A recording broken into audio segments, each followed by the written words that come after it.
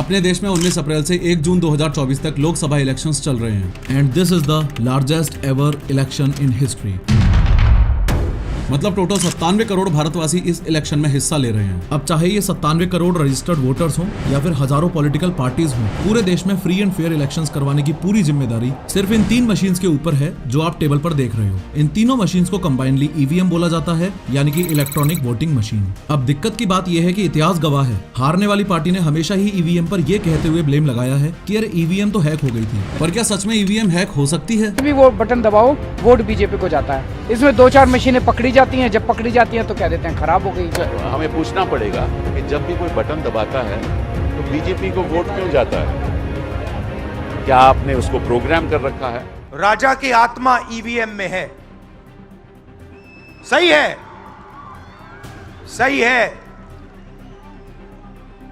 मूल बात यह है कि जिस मशीन में चिप लगी है वो हैक होने की संभावना उसमें रहती है। के देश में बैलेट से वोट क्यों नहीं? इस सब के रिस्पॉन्स में इलेक्शन कमीशन ऑफ इंडिया के हेड यानी chief election commissioner CEC Rajiv Kumar कहते हैं, हसरतों का इल्जाम, अधूरी हसरतों का इल्जाम हर बार हम पर लगाना ठीक नहीं।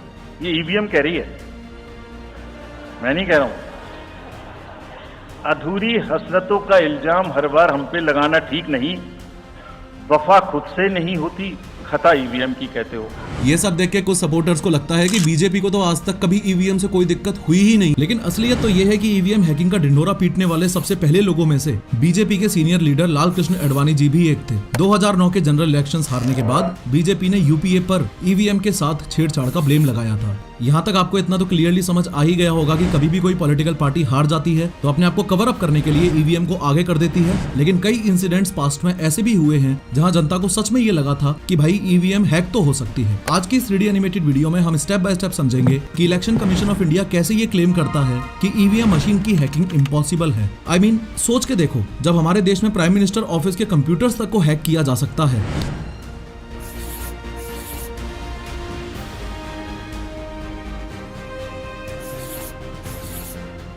तो फिर जो ईवीएम किसी शहर के एक स्टोर रूम में ही बंद है वो कैसे सिक्योर रह सकती है? And most importantly opposition parties वाले एग्जैक्टली किन सबूतों के बेसिस पर ये इल्जाम लगाते हैं कि ईवीएम को हैक किया जा सकता है? लेकिन हर बार की तरह शुरू से शुरू करते हैं। वोट डालने के प्रोसेस पर और ईवीएम मशीन के वर्किंग मैकेनिज्म पर एक नजर हमको डालनी ही पड़ेगी अगर हम ईवीएम हैकिंग के प्रोसेस को अच्छे से समझना चाहते हैं। तो वोट डालने से पहले 3D एनिमेशन में इस बूथ के मैप को भी समझो। देखो, ये इस बूथ की मेन एंट्रेंस है। यहाँ से अंदर जाने के बाद सबसे पहले बैठे हैं ये 3 पोलिंग ऑफिसर्स। इन ऑफिसर्स के जस्ट सामने बैठा है ये प्रिसाइडिंग ऑफिसर। प्रिसाइडिंग ऑफिसर के पास में है ये वोटिंग कंपार्टमेंट और फाइनली ये है इस बूथ का एग्जिट गेट। पोलिंग बूथ के गेट में एंटर होने से पहले वहां खड़े सिक्योरिटी ऑफिसर्स अच्छे से आपकी चेकिंग करते हैं। तलाशी लेने के बाद आपको सबसे पहले पोलिंग ऑफिसर के पास भेजा जाता है। यहाँ पर आपकी वोटर आईडी और वोटर लिस्ट में आपका नाम क्रॉस चेक किया जाता है। इसके बाद आपको अगले पोलिंग ऑफिसर के पास जाने को कहा जाता है। ये officer election Commission of India के दिए हुए रजिस्टर में आपके वोटर आईडी की पूरी डिटेल्स लिखेगा एंड आपकी डिटेल्स नोट करने के बाद उसी रजिस्टर में आपके सिग्नेचर भी करवाएगा। उसके बाद तीसरा पोलिंग ऑफिसर आपके लेफ्ट हैंड की पहली फिंगर पर कभी ना मिटने वाली इंक लगा देगा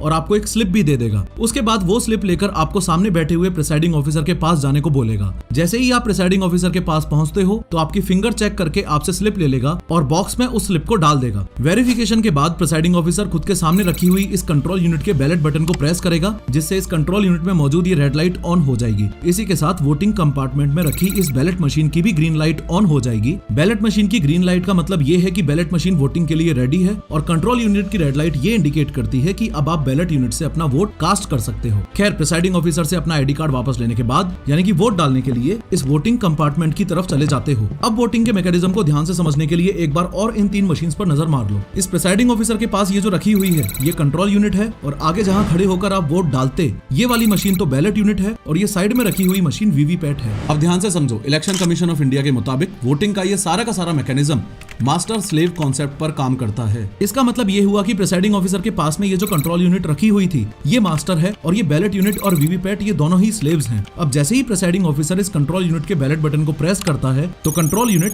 बैलेट यूनिट को ऑन होने का ऑर्डर देती है। अब जैसे ही आप बैलेट यूनिट में अपनी फेवरेट पार्टी को वोट देते हो तो पहले तो एक लॉन्ग बीप साउंड आता है। उसके बाद ये बैलेट यूनिट अपने मास्टर के पास यानी कि कंट्रोल यूनिट के पास सिग्नल भेजती है कि वोट रिसीव हो गया है। सिग्नल मिलते ही ये मास्टर यानी कि कंट्रोल यूनिट वीवीपैट को एक फिजिकल पेपर स्लिप प्रिंट करने का ऑर्डर देता है। यही रीजन है कि बैलेट यूनिट में अपनी फेवरेट पार्टी को वोट देने के जस्ट बाद साइड में रखी हुई वीवीपैट मशीन आपको ये भी दिखा देती है कि आपने जिसको वोट दिया था उसकी पर्ची ये रही, और इस नॉन डिजिटल डिस्प्ले पर वो पर्ची टोटल 7 सेकंड तक डिस्प्ले होती है, और उसके बाद इसी वीवीपैट के कंपार्टमेंट बॉक्स में ऑटोमेटिकली कट होकर वो पर्ची गिर जाती है। एनीवेज, वोट देने के बाद इस एग्जिट गेट से आप बाहर आ जाते हो।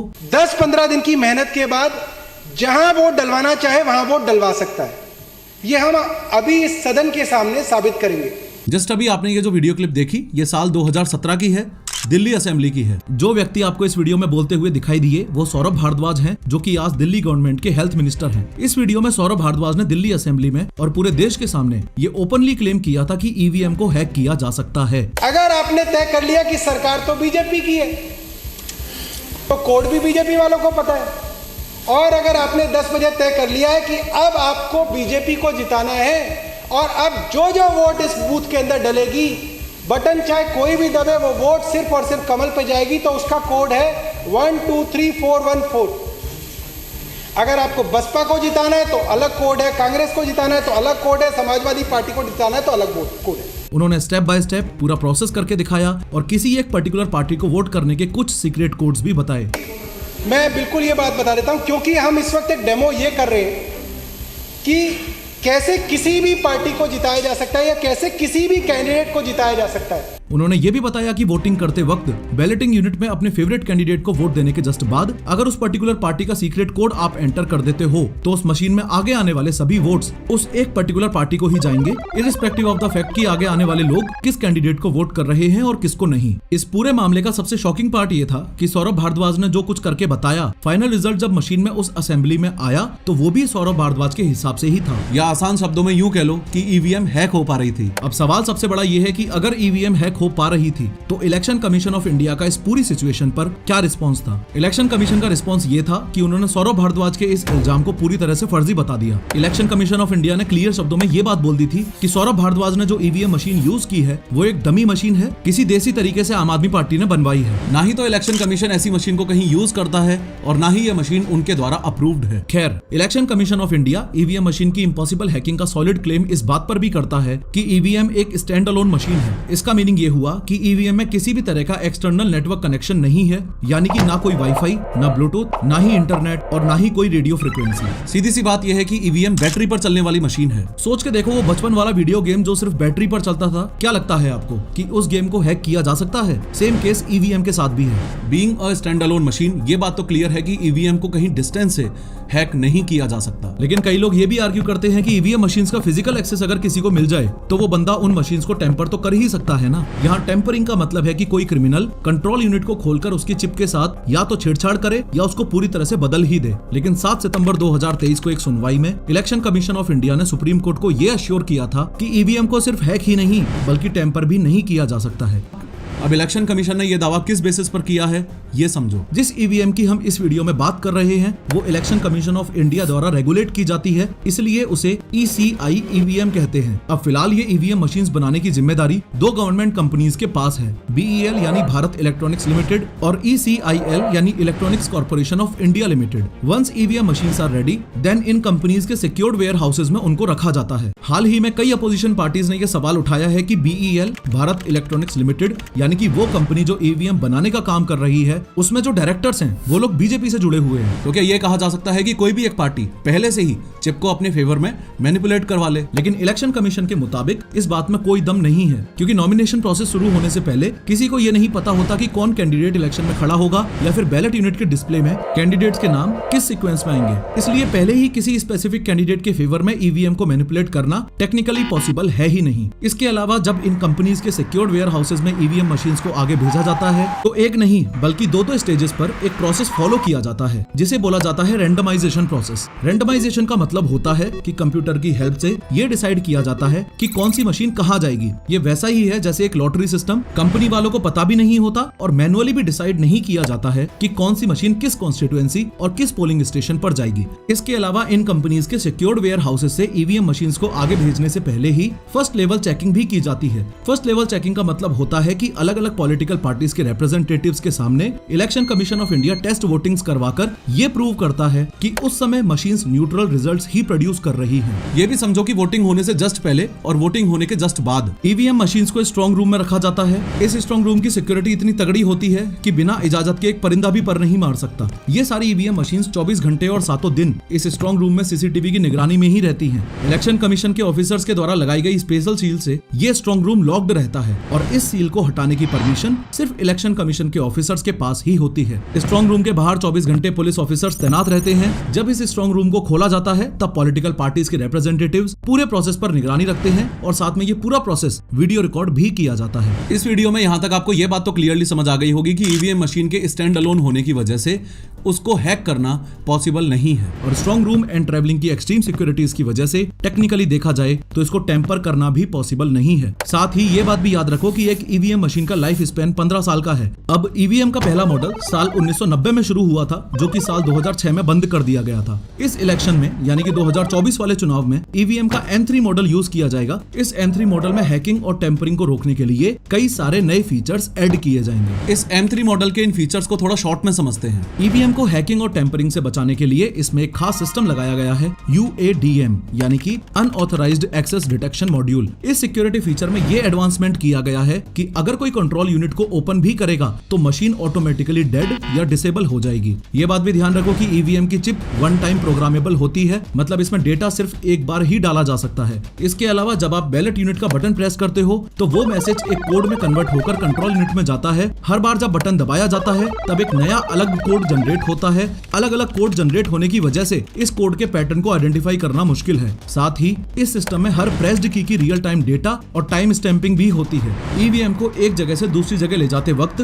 टेम्परिंग से बचाने के लिए उसमें ट्रैकिंग सॉफ्टवेयर भी लगाया गया है। इस सॉफ्टवेयर की मदद से ईवीएम की लोकेशन और मूवमेंट को कंटिन्यूअसली मॉनिटर किया जा सकता है ताकि किसी भी तरह की छेड़छाड़ से इन सभी सिक्योरिटी एनहेंसमेंट्स ने मिलकर इलेक्शन कमीशन ऑफ इंडिया को इतना कॉन्फिडेंस दे दिया था कि साल 2017 में इलेक्शन कमीशन ने सभी पॉलिटिकल पार्टीज को ओपन चैलेंज दिया था। चैलेंज ये था कि हमारे ऑफिस में आओ, ये रही तुम्हारे सामने ईवीएम मशीन, अगर किसी में दम है तो इसको हैक करके दिखा दो। तो इलेक्शन कमीशन के चैलेंज को सिर्फ 2 ही पॉलिटिकल पार्टीज ने एक्सेप्ट किया था और इस चैलेंज के लिए रजिस्टर किया था। एक तो एनसीपी यानी नेशनलिस्ट कांग्रेस पार्टी और दूसरी CPIM यानी कि communist party of India Marxist. और गजब की बात यह है कि चैलेंज जिस दिन था उस दिन दोनों ही पार्टीज में से कोई भी नहीं गया। इंडिया में वोटिंग प्रोसेस को लेकर हाल ही में एक और पिटीशन डाली गई जिसमें सुप्रीम कोर्ट से यह डिमांड की गई कि 100% वीवीपैट वेरिफिकेशन होना चाहिए। 100% वीवीपैट वेरिफिकेशन का सिंपल सा मीनिंग ये होता है कि वीवीपैट मशीन्स में जितनी भी स्लिप्स मौजूद हैं उन सभी की मैनुअल काउंटिंग की जाए और कंट्रोल यूनिट के साथ क्रॉस चेक किया जाए। करंट कंडीशन ये है कि 5% ही वीवीपैट वेरिफिकेशन किया जाता है। सुप्रीम कोर्ट ने चुनाव से 3 दिन पहले ये कहते हुए इस प्ली को डिक्लाइन कर दिया कि जितना ज्यादा ह्यूमन इंटरवेंशन होगा एरर्स के चांसेस भी उतने ज्यादा ही होंगे। उसके अलावा सुप्रीम कोर्ट ने यह भी फटकार लगाई है कि सिस्टम पे भरोसा करना होगा, इसको टेक डाउन करने की कोशिश मत करो। देश का वोटिंग प्रोसेस हम वापस 60 साल पीछे खींचकर नहीं ले जा सकते। सवाल बस अब इतना सा रह गया है कि कंक्लूजन आखिर है क्या? ईवीएम मशीन हैक हो सकती है या नहीं? कंक्लूजन ये है कि as a citizen of India ये बात आपको क्लियरली पता होनी चाहिए कि टेक्निकली ईवीएम मशीन को हैक करना या फिर उसको टेम्पर करना यानी कि उसके साथ छेड़छाड़ करना इम्पॉसिबल है। वो बात अलग है कि कोई अंदर का बंदा किसी स्टेज पर किसी पॉलिटिकल पार्टी के साथ मिला हुआ हो, उस केस में फिर भी कुछ हो सकता है। इसी चीज के बेसिस पर अपोजिशन पार्टीज ये ब्लेम करती हैं कि इलेक्शन कमीशन ऑफ इंडिया एक बाइस्ड ऑर्गेनाइजेशन बन चुकी है। हाल ही में इन अपोजिशन पार्टीज ने इस बात को हाईलाइट किया है कि इलेक्शन कमीशन एक सिलेक्टिव अप्रोच अपना रहा है यानी कि एक पर्टिकुलर पार्टी को फेवर कर रहा है। देखिए, चुनाव आयोग तो पार्शियल है, चुनाव आयोग तो इम्पार्शियल नहीं है, क्योंकि पहली बार ऐसे देखा गया इंडिपेंडेंस का बाद कि आइन करके आदरणीय प्रधानमंत्री जी उनका स्वराष्ट्र मंत्री को साथ में लेके चुनाव आयोग का जो मेंबर कौन होगा वो सिलेक्ट कर। कोई हमारी बात का उत्तर नहीं देते, मिलते नहीं है। ये मेरी शिकायत चुनाव आयोग से मैंने पार्लियामेंट में भी बात कही है, on the floor of the house, और बाहर भी मैंने कहा। और ये बात कभी मत भूलना कि पास्ट में राइट विंग हो या लेफ्ट विंग हो, दोनों ही तरफ की पार्टीज ने ईवीएम हैकिंग के ब्लेम्स अपनी हार को कवर करने के लिए लगाए हैं। खैर, इस वीडियो में मैंने डिटेल में बताया है कि पंजाब गवर्नमेंट ऐसा क्यों मानती है कि सिद्धू मूसेवाला का छोटा भाई इलीगल है। क्लिक करो और जरूर देखो।